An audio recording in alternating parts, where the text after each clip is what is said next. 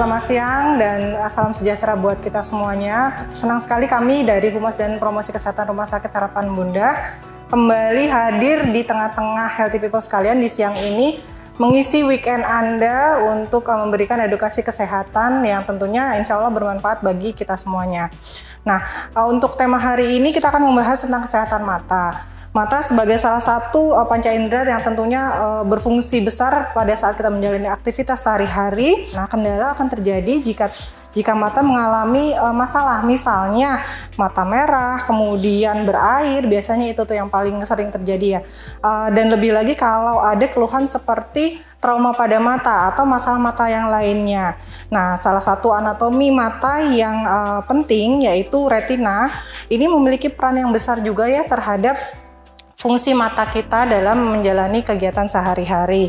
Nah, apa saja perannya, kemudian apa saja yang bisa terjadi jika muncul penyakit pada retina mata. Nah, hari ini kita akan ngobrol-ngobrol dengan Dr. Mia Purnama, MBiomed, spesialis mata, tentang ragam penyakit retina mata yang perlu diwaspadai. Hari ini sudah ada Dr. Mia di samping saya. Apa kabar Dr. Mia? Selamat siang. Selamat siang, alhamdulillah baik. Baik ya, Hello, Dok ya. healthy people. Disapa dulu healthy people-nya. Ya, Dr. Mia merupakan salah satu dokter spesialis mata. Kemudian beliau adalah salah satu yang sebagai konsulen atau konsultan untuk retina mata. Seperti itu. Nah, hari ini kita akan ngobrol-ngobrol ya, Dok ya, tentang penyakit retina mata ya, Dok. Iya, baik. Nanti bisa kita berikan edukasi kepada healthy people tentang penyakit-penyakit yang perlu diwaspadai terhadap retina mata dan gimana sih mungkin bisa dicegah atau tidaknya, itu nanti dokter Mia bisa jelasin ya, Dok ya. Oke. Baik, Dok, untuk memulainya nih, Dok, yang mungkin dokter bisa berikan edukasi kepada kita semuanya, yang dimaksud dengan retina mata itu di bagian mananya mata sih, Dok, dan kemudian fungsinya ini apa, Dok, buat mata kita, Dok? Oke. Jadi retina itu adalah suatu lapisan yang terletak di bagian belakang bola mata yang terdiri dari sel-sel saraf. Ada namanya sel batang, sel kerucut, yang fungsinya adalah menangkap cahaya atau sinar yang akhirnya memvisualisasikan ke otak, dan otak menerjemahkan apa itu yang dilihat dari cahaya atau sinar tersebut. Oke. Jadi singkat kata, fungsinya retina adalah membantu manusia untuk melihat. Jadi fungsinya adalah penglihatan. Itu. Jadi kalau misalnya terjadi kerusakan atau gangguan pada retina, manusianya jadi terganggu penglihatannya gitu. Baik, kitanya jadi terganggu untuk fungsi penglihatannya berkurang ya, Dok ya, berarti ya bisa dibilang gitu ya, Dok? Iya, bisa berkurang, bahkan kalau mengalami kondisi yang berat bisa menyebabkan kebutaan. Oh, oke. Itu kondisi terberatnya, Dok ya. Berarti kehilangan penglihatan ya, Dok, daya penglihatannya. Baik. Nah, untuk kerusakan pada retina mata ini biasanya penyebabnya apa saja, Dokter? Kerusakan pada retina itu macam-macam ya. Yang paling sering menyebabkan kebutaan, terutama di negara kita, di Indonesia, untuk penyakit retina itu adalah namanya retinopati diabetik.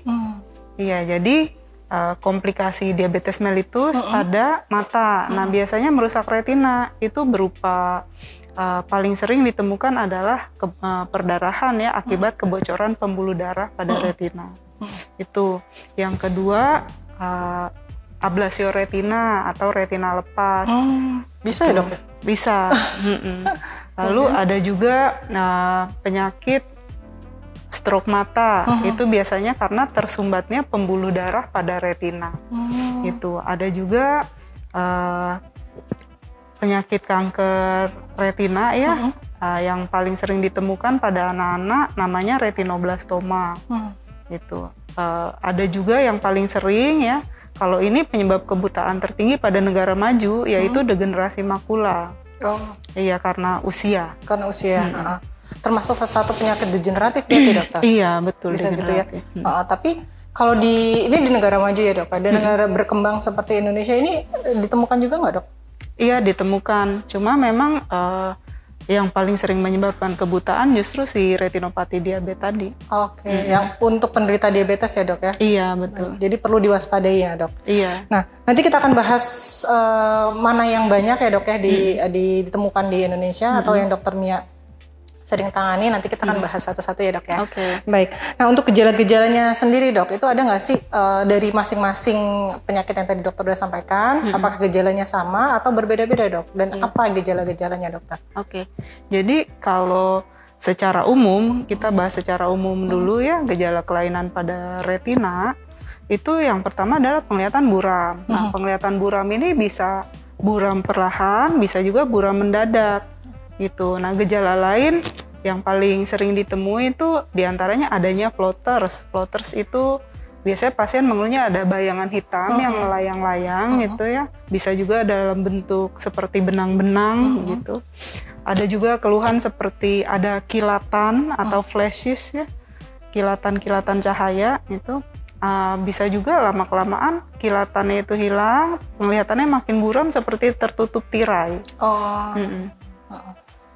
Gitu. Terus ada lagi yang lain dokter untuk gejala? Nah, kalau untuk gejala masing-masing penyakit itu memang beda-beda ya, tapi secara umum seperti itu.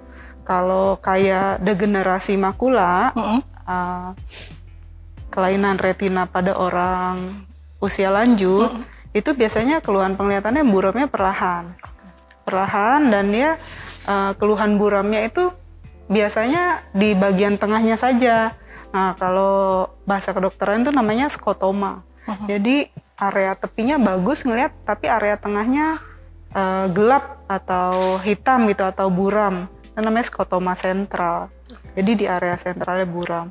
Pada edema makula karena diabetes juga kurang lebih mirip gejalanya seperti itu. Jadi buram di area tengah atau area sentral tadi. Baik. Si penderita merasanya seperti itu ya dok ya, berarti penglihatannya kayak ada, kayak tadi dokter bilang floaters, berarti kayak ada yang melayang-melayang, kayak ada benang-benang pada saat kita melihat atau apa gitu ya dok ya? Iya, nah kalau ablasio retina biasanya gejalanya paling sering awalnya tuh kayak ada bayangan hitam dulu, bayangan hitam sedikit, masih bisa dihitung jari ya. Nanti lama-kelamaan si bayangan hitamnya tiba-tiba tambah banyak.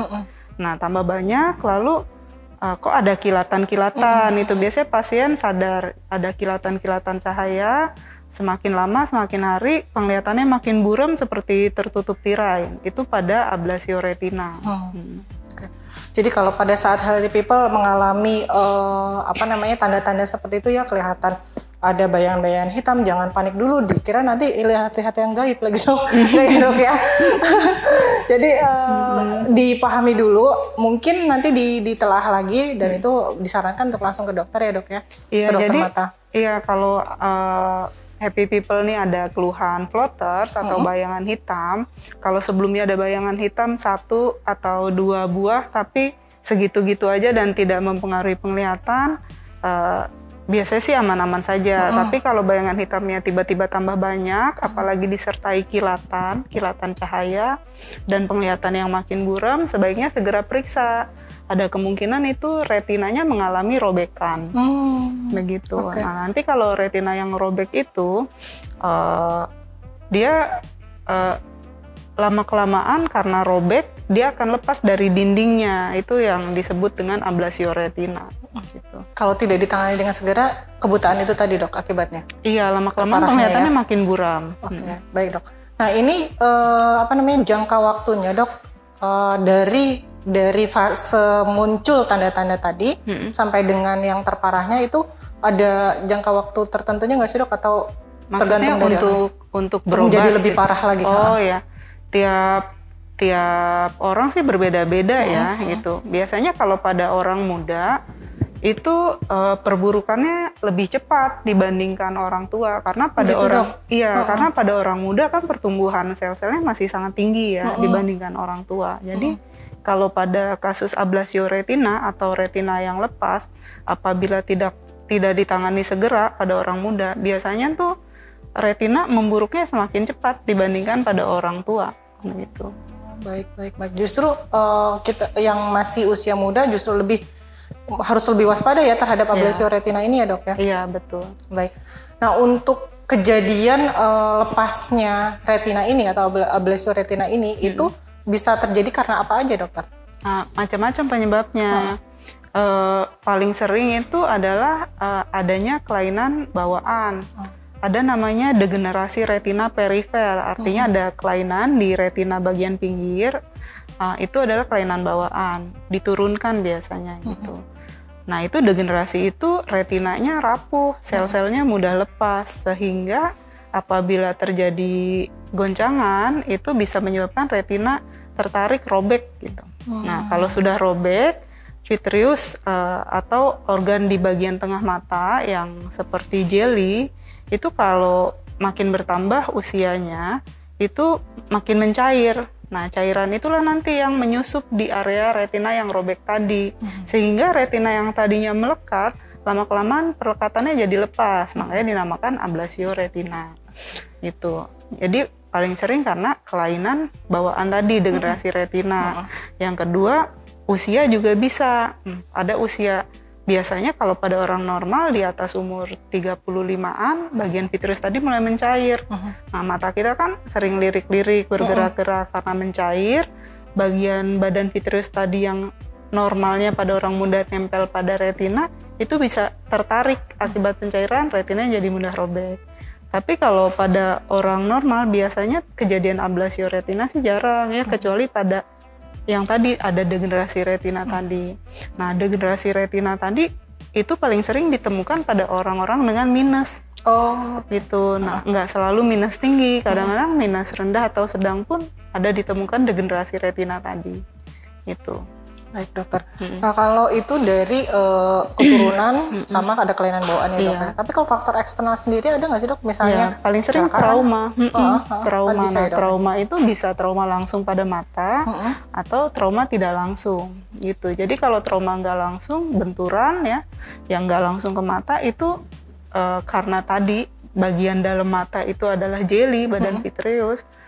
Begitu dia terbentur, namanya kontrakop ya kalau nggak salah itu.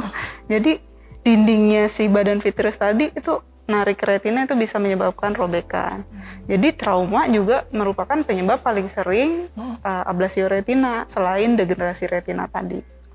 Baik dokter, ini sangat menarik sekali dokter untuk pembahasan kita siang ini. Mudah-mudahan nanti Healthy People bisa menangkap dari penjelasan dari dokter Mia dan bisa melakukan pencegahan. Bisa dicegah nggak sih dok sebenarnya dok? Kalau ablasio retina, iya nggak bisa ya maksudnya. Nggak bisa ya? Iya, kalau itu karena kelainan bawaan, sebaiknya sih memeriksakan matanya ya. Apalagi kalau degenerasi retina tadi paling sering gejalanya adalah ada bayangan hitam. Nah, kalau dia ada bayangan hitam yang melayang-layang, nggak mesti nunggu banyak, sedikit, dan waktu dokter mata melakukan pemeriksaan retina, pemeriksaan funduskopi namanya, ditemukan ada kelainan itu, biasanya dokternya saranin untuk dilakukan laser retina. Lasernya itu adalah laser pada area kelainan tadi. Gitu. Jadi tidak bisa dicegah, tapi sebaiknya segera datang ke dokter jika ada tanda-tanda dari awal gitu ya dok ya. Floaters, terus pada mata minus ya, terutama minus sedang, minus tinggi, sebaiknya cek aja retinanya. Nah, pada ibu hamil nih kadang-kadang sering juga dikonsulin dari dokter kandungan ya, pada minus tinggi. Sebenarnya yang diperiksa itu adanya kelainan tadi. Kalau ditemukan degenerasi retina pada mata pasien yang hamil tadi, biasanya dokter matanya saranin untuk laser dulu sebelum lahiran normal. Gitu. Karena ada proses mengedam itu tadi ya dok ya? Iya, benar ya? gitu. Supaya agar, maksudnya tekanan itu bisa mempengaruhi mata. Yang ditakutkan ya terjadi robekan retina akibat tekanan tadi. Baik dokter. Nah tadi dokter sudah bicara tentang tentang pemeriksaan nih dok. Nah selain pemeriksaan mata yang biasa dilakukan untuk kesehatan mata, nah untuk si masalah retina ini ada pemeriksaan lain nggak sih dokter untuk menegakkan kalau ya ini adalah penyakit retinanya yang ini gitu loh? Oh iya. Jadi kalau untuk pemeriksaan mata, pemeriksaan rutin biasanya dilakukan oleh dokter mata ya, dokter mata umum. Dokter mata umum juga bisa melakukan pemeriksaan retina, namanya funduskopi. Nah, kalau untuk pemeriksaan tambahan sebenarnya tergantung dari kecurigaannya atau kebutuhannya. Contohnya pada kasus retinopati diabetik dengan penglihatan buram di bagian tengah atau skotoma sentral yang tadi pernah saya jelaskan, Nah, itu pemeriksaan tambahannya adalah dengan optical coherence tomography atau disingkatnya OCT. Nah, atau scan kasarnya ya, scan retina di area sentral atau area makula, OCT makula.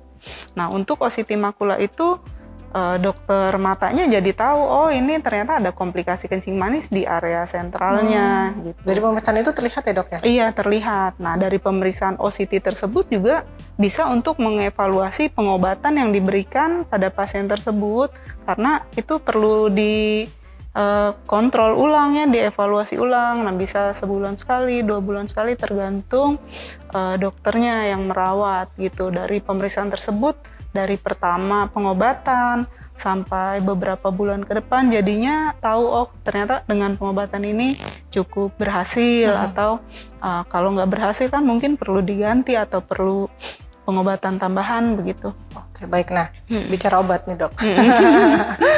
Untuk pengobatannya ini bisa diatasi dengan obat-obatan saja atau ada penanganan yang lain dok? Tiap kasus berbeda-beda ya. Baik. Kalau ablasio retina dok? Kalau ablasio retina nggak bisa dengan obat-obatan. Ya biasanya dia memerlukan tindakan.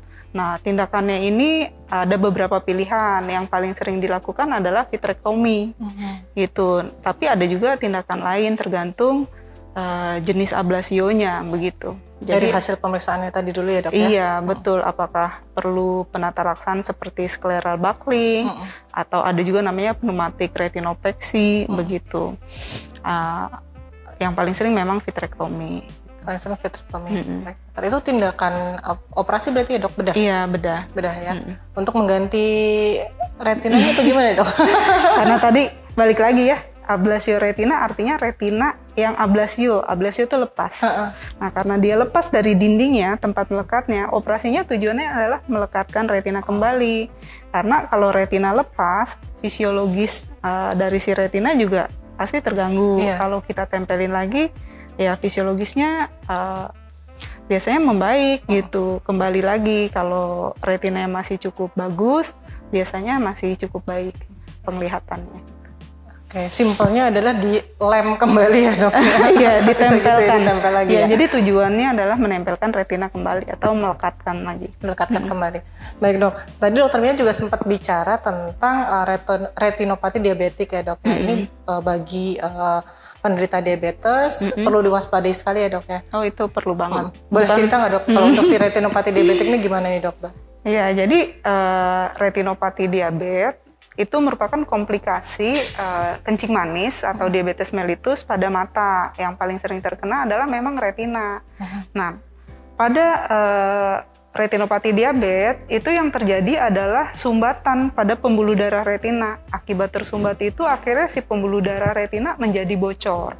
Nah, karena bocor, retina itu harusnya kan mendapat nutrisi ya, mendapat makanan dari darah yang dialirkan supaya dia bekerja dengan baik, ya kasarnya menghasilkan listrik yang baik. Nah, kalau retina tidak mendapatkan makanan, lama-kelamaan retina mengalami kerusakan ya gitu. Kalau dia kerusakan kronis ya lama-kelamaan retinanya jadi sel-selnya jadi mati begitu. Nah, itu yang menyebabkan kebutaan gitu. Jadi intinya kalau pada kencing manis, pembuluh darah retinanya itu menyumbat dan bocor gitu. Itu yang bikin retina jadi rusak. Kalau retina nggak dapat makanan, lama kelamaan puasa ya mati ya, sama kayak orang gitu. Iya. Tapi ini saya pernah baca dok, kalau untuk retina diabetik ini kadang-kadang tidak bergejala ya dok, tidak terasa gitu dok, benar nggak ya? Iya betul, karena kebanyakan penglihatannya buramnya perlahan-lahan gitu. Jadi sebenarnya yang waspada bukan hanya pasiennya aja ya, tapi tenaga kesehatannya juga. Itu dimulai dari fasilitas kesehatan yang paling pertama ya, dimulai dari puskesmas atau klinik. Kalau menemukan pasien dengan diabetes mellitus, itu sebaiknya disarankan untuk dilakukan screening atau pemeriksaan pada matanya. Gitu. Gejalanya memang paling sering buram perlahan-lahan. Namun pada beberapa kasus apabila bocor pembuluh darahnya besar ya bisa menyebabkan buram mendadak juga, gitu. Untuk proses dari ini dok, proses dari bergejala tersebut dok, sampai dengan dia mengalami kebutaan itu cukup lama atau ya, karena kan kadang-kadang orang ini ya nggak apa-apa nggak apa-apa jadi nunda-nunda gitu dok, karena memang nalurnya mungkin entah malah lebih khawatir kalau ke dokter nanti ditemuin penyakit ini jadi takut gitu. Nah ini sesegera mungkin, apakah harus sesegera mungkin ke dokter atau gimana dokter? Kalau untuk pertama kali terdiagnosis sebaiknya segera ya diperiksakan matanya, screening ada atau tidak retinopati diabetesnya. Kalau perburukan itu sebenarnya banyak faktor yang mempengaruhi gitu, bisa dari kontrol gula darahnya yang buruk, walaupun kencing manisnya baru setahun, tapi kalau nggak ditangani dengan tidak terkontrol, tidak ditangani dengan baik, ditambah dengan adanya komorbid lain seperti hipertensi atau kolesterol atau lemak darah yang tinggi, itu biasanya memperburuk gitu, malah lebih cepat perburukan dari si retinopati diabetes. Nah, lain lagi kalau pada orang kencing manis yang terkontrol, apakah dia akan aman selamanya atau terhindar dari retinopati diabetes, itu juga enggak. Jadi kalau dari beberapa penelitian, orang dengan durasi diabetes mellitus, artinya dia sudah lama mengalami diabetes mellitus dan terkontrol lebih dari, ada yang 10 tahun bilang ya, ada yang 15 tahun, itu tetap terjadi resiko terjadi komplikasi retinopati diabetes pada matanya itu tetap ada. Iya, tapi kalau pada orang yang terkontrol itu biasanya perburukannya lebih lambat. Jadi intinya adalah kontrol gula darah yang baik begitu. Kalau untuk pasien diabetes mellitus yang sudah mengalami retinopati diabetes pada matanya, itu tergantung derajatnya dia kontrolnya kapan, biasanya dokter matanya sudah menyarankan gitu. Jadi bagi healthy people yang mungkin ada diabetes mellitus atau keluarganya yang mengalami atau menderita diabetes mellitus, jangan tunda-tunda lagi kalau memang belum ada gejala, tapi lebih baik langsung ke dokter ya dok ya, kalau sudah ada diagnosa itu ya, dulu screening awal gitu. Jadi bisa dikurangi risiko untuk yang ke arah lebih buruknya ya dok ya. Baik, seperti itu healthy people. Nah ini dok, kita ada pertanyaan dokter. Kalau untuk kanker mata penyebabnya apa dok, dan apakah bisa dicegah timbul pada anak-anak? Nah, mungkin yang dimaksud pertanyaannya retinoblastoma ya, karena itu yang paling sering kanker mata pada anak-anak yang paling sering ditemukan. Nah sebenarnya retinoblastoma tersebut adalah diturunkan, ada gen pembawanya gitu. Nah itu untuk pemeriksaan gen ya harus, kalau mau mencegah terjadi itu ya harus diperiksa dulu, dan tapi sampai sekarang belum ada sih obat untuk mencegah munculnya si retinoblastoma pada anak gitu ya. Kadang misalnya orang tua ada anaknya retinoblastoma, belum tentu semua anaknya juga mengalami retinoblastoma gitu. Nah si retinoblastoma ini juga ada derajatnya gitu, dari kalau memang ada keturunan ya sebaiknya mulai dari anak-anak diperiksa, nggak mesti nunggu sampai ditemukan mata kucing tadi atau matanya bersinar seperti mata kucing gitu ya, karena itu biasanya udah agak berat tuh kalau sampai kelihatan mata kucing gitu. Nah itu sebenarnya bahaya, bukan cuma matanya nggak bisa melihat, itu adalah kanker yang menyebar ke seluruh tubuh. Iya, jadi mengancam nyawa juga. Baik dok. Nah ini tadi dokter bilang seperti mata kucing ya dok. Mata kucing kan lucu ya dok. Kalau buat manusia nggak lucu sih. Manusia nggak lucu ya dok. Nah ini ciri-cirinya kayak gimana dok di matanya dok?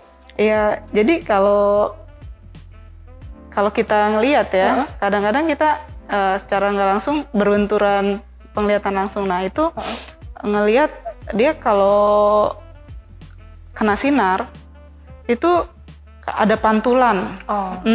Kayak kalau kita di foto malam-malam kali ya dok? Iya kan bisa jadi, gitu maksudnya refleks gitu. Iya bisa kayak gitu. Bisa kayak gitu ya. Oke, baik. Nah untuk pemeriksaannya untuk berarti ada pemeriksaan tambahan lagi nggak? Iya, jadi kalau untuk retinoblastoma yang pertama pemeriksaan mata rutin biasa ya, lalu funduskopi tadi untuk pemeriksaan retina. Kalau itu dokter matanya curiga ada derajat yang lebih sedang atau lebih lanjut, biasanya ada pemeriksaan tambahan kayak seperti USG mata gitu. Itu biasanya ditemukan ada kalsifikasi pada mata retinoblastoma tadi. Itu pemeriksaan lanjutan lagi biasanya dengan CT scan atau MRI di sekitar mata atau daerah kepalanya gitu ya. Lalu ada juga pemeriksaan sumsum tulang untuk mengetahui adakah penyebaran di ronsen dada atau CT scan dada gitu ya. Jadi banyak sekali pemeriksaan tergantung dari kecurigaan si dokternya gitu. Pastinya untuk dari pemeriksaan awal itu dari dokter mata, pemeriksaan awal yang biasa ya dok ya, kemudian berlanjut ke sampai dengan bisa saja CT scan atau MRI untuk melihat tergantung kecurigaan ini derajat berapa begitu. Dilihat dari karena ini kan apa dok, organ tubuh yang lunak ya dok, yang bisa dilihat dari MRI dan CT scan itu ya dok. Iya betul. Baik dok. Nah kalau tadi nggak bisa dicegah ya dok ya kalau untuk retinoblastoma. Iya. Pengobatannya gimana? Kalau nggak bisa dicegah kan berarti ya, karena kalau cancer ya, sel cancer juga kita nggak bisa mencegah ya dok. Iya, nah, tapi betul. Ada pengobatannya, apakah sama dengan kalau pengobatan cancer yang lain dok? Gini, kalau untuk retinoblastoma ya ada tergantung dia derajatnya. Bisa dengan penyinaran seperti laser gitu pada area nodul atau benjolan pada retinanya. Itu tergantung derajatnya. Ada juga kalau udah lebih berat bisa sampai pengangkatan bola mata. Iya. Nah, untuk kalau yang udah berat banget tuh sampai menonjol matanya, kelihatan daging di luar gitu ya, sampai besar. Itu biasanya di kemoterapi dulu, direduksi dulu sampai ukurannya agak mengecil dan kira-kira pembuluh darahnya tuh udah berkurang ya, karena kan berisiko perdarahan hebat juga gitu. Ada juga yang memang kalau sudah metastasis kemana-mana ya nggak bisa dioperasi lagi gitu, inoperable namanya. Oke, baik dokter. Nah, jadi mesti waspada juga nih healthy people, mungkin dari kalau kayak sel-sel cancer itu kan memang kita nggak bisa mencegah ya dok ya, mungkin bisa di-maintain dari asupan nutrisi yang baik, mungkin bisa seperti itu, karena ini kan basically atau pada dasarnya sama dengan sel cancer yang lain ya dok ya, hanya menyerang mata gitu ya dok ya. Iya, bisa jadi dok, biasanya kenanya kan 2 mata, cuma nggak selalu sama. Kadang satu mata dulu yang menimbulkan mata kucing tadi. Nah itu sebaiknya udah harus segera diperiksa gitu. Kalau misalnya pasiennya masih bayi banget, mungkin orang tuanya bisa sadar kalau kok ini pasiennya udah umur 6 bulan kok belum bisa kontak mata dengan orang tuanya gitu. Kok seperti ada sinar-sinar dari matanya gitu. Itu bisa dilihat dari masih bayi ya dok, berarti harus waspada juga. Iya betul, biasanya bayi, ya? Nah itu retinoblastoma tuh bisa muncul di dia baru lahir, bisa juga udah umur balita kayak 2 tahun, 3 tahun gitu. Baik dokter. Dok, untuk tadi dokter sebelumnya udah bicara tentang retinopati diabetik ya dok ya. Nah ini itu bagi penderita diabetes mellitus ya dok. Kalau untuk pemeriksaan rutin atau medical check up mata bagi penderita DM dan hipertensi ini, adakah waktu yang disarankan dok gitu? Jadi per berapa bulan sekali atau per berapa tahun sekali gitu dok? Oh, kalau untuk pasien DM, kalau DM ya hipertensi ya bisa juga. Cuma kalau hipertensi itu agak jarang menyebabkan kebutaan yang mendadak ya, kecuali tadi stroke mata atau tersumbatnya pembuluh darah di retina, itu pembuluh darahnya bisa vena atau arteri yang tersumbat. Kalau untuk diabetes mellitus pertama kali terdiagnosis itu di screening sebaiknya, lalu apabila sudah ada kelainan atau retinopati atau komplikasi dari diabetes mellitus pada retina, itu tergantung dari si dokternya menemukan si pasien itu pada derajat yang mana. Kalau misalnya kayak ada pengobatan atau treatment penyuntikan obat, itu bisa sebulan sekali, bisa 2 bulan sekali gitu, kayak gitu. Kalau untuk medical check up pada pasien DM dan hipertensi ya mungkin sebaiknya setahun sekali. Mungkin setahun sekali ya dokter? Bisa, kalau dia tanpa gejala sih maksudnya terkontrol dengan baik, bisa 2 tahun gitu. Tapi kalau ada gejala sih tergantung dari dokter mata menemukan nih kira-kira derajat yang mana komplikasi retinopati diabetesnya. Jadi tergantung dari hasil pemeriksaan lagi nanti ya dok ya.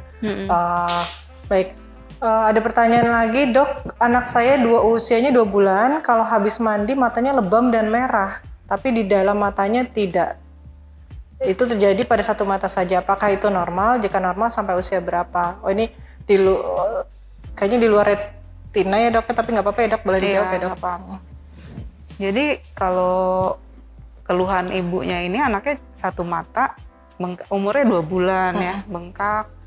Nah itu kalau bengkak satu mata tuh sebenarnya agak bingung ya. Kalau 2 mata mungkin ada alergi yang lebam bikin dan dia merah. bengkak. Kalau abis mandi aja nih dok. Itu satu mata aja ya. Sebaiknya sih diperiksakan ya, takutnya ada sumbatan di saluran air mata namanya, saluran air mata. Biasanya itu ditemukan pada bayi-bayi baru lahir atau beberapa bulan baru lahir karena ada katup di saluran tersebut yang belum terbuka atau memang dia ada sumbatan permanen gitu. Tapi kalau baru lahir mungkin saja dia belum terbuka sempurna sehingga jadi agak bengkak sedikit, kadang-kadang berair gitu. Kalau bisa jawab, saya diminta jawab normal apa enggak ya, sebaiknya sih periksa ya matanya. Karena perlu pemeriksaan lebih lanjut ya dok ya. Karena kalau jadi healthy people untuk bagi yang bertanya, ibu atau bapak, mungkin sebaiknya dibawa saja ke dokter spesialis mata, jadi biar ada pemeriksaan lebih lanjut lagi, karena kalau untuk sudah ketemu dokter, nanti secara fisik matanya bisa dilihat ya dok. Seperti tadi dokter Mia bilang, apakah ada sumbatan di saluran air matanya tersebut atau masalah lain gitu, jadi supaya lebih ditangani lebih dini gitu ya, karena masih umur 2 bulan ya dok ya. Masih kalau ada sesuatu hal yang perlu ditindaklanjuti biar lebih cepat ya dok. Kalau hanya katupnya belum terbuka sempurna sih biasanya dimasas-masas aja di area dekat pangkal hidungnya kayak gitu. Biasanya belum perlu tindakan sih. Sebaiknya diperiksakan saja ibu. Jadi sebaiknya datang aja ke dokter. Baik dok. Nah dok, ini ada pertanyaan ringan sih dok, tapi kadang-kadang jadi ganjilan juga. Sekarang zamannya gadget dok, zamannya digital gitu ya. Semua orang pegang handphone, tablet, sampai mungkin sekarang gamers sudah jadi profesi ya dok. Nah ini bisa pengaruh nggak sih dok terhadap kerusakan retina mata ini dokter?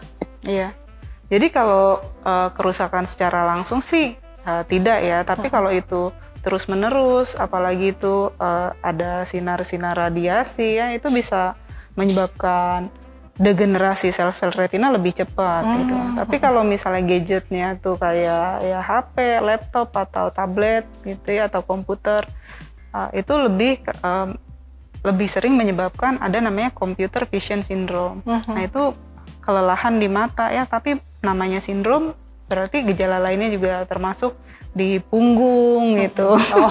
Pegel. Jadi pegel kan kebanyakan main gadget.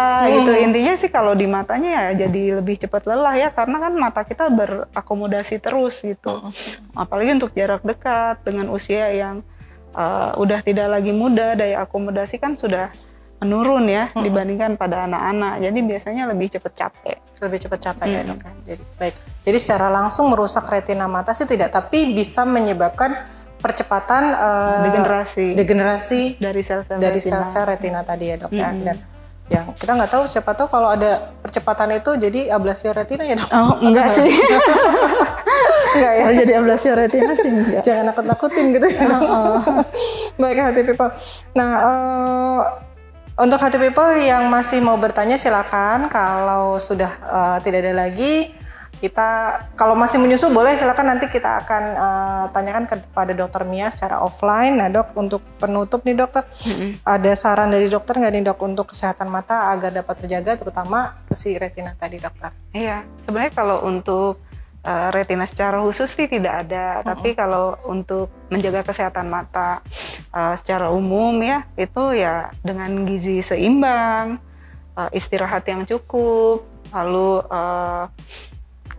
tidak olahraga yang sesuai gitu.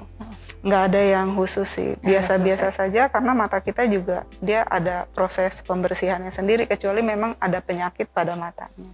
Baik dokter, ya jangan kebanyakan main gadget mungkin ya dok, supaya nggak capek matanya ya dok. Iya kadang-kadang kan pekerjaan tertentu nggak bisa menghindari gadget ya, Iya, jadi betul. ya diatur misalnya harus lebih sering istirahat matanya gitu. Per berapa menit sekali dokter?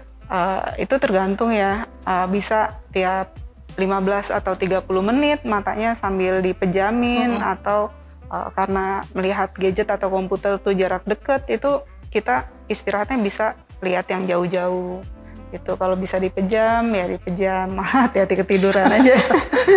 Tetap sampai jam makan siang lagi meremnya. Baik, ada lagi dokter itu ya? Itu aja sih. Baik, Dokter Mia, terima kasih banyak untuk waktunya hari ini. Semoga Healthy People dapat mengambil manfaat dari acara ngobrol-ngobrol kita di siang hari ini. Nah, untuk Healthy People yang ingin konsultasi dengan Dokter Mia, spesialis mata ada di Rumah Sakit Harapan Bunda setiap hari Sabtu jam 11 sampai dengan jam 15. Jadi beliau hanya seminggu sekali di Rumah Sakit Harapan Bunda, jadi dimanfaatkan waktunya. Baik, itu saja dari kami. Sekali lagi, bagi Healthy People, jangan lupa untuk tetap melakukan protokol kesehatan. Jangan pernah bosan-bosan untuk tetap pakai masker jika keluar rumah. Kemudian melaksanakan cuci tangan. Kemudian juga menjaga jarak jika berada dalam kerumunan. Semoga Healthy People semua dan keluarga juga tetap dalam kondisi yang sehat dan tetap semangat untuk menghadapi hari-hari. Sekian dari kami, keep healthy and happy.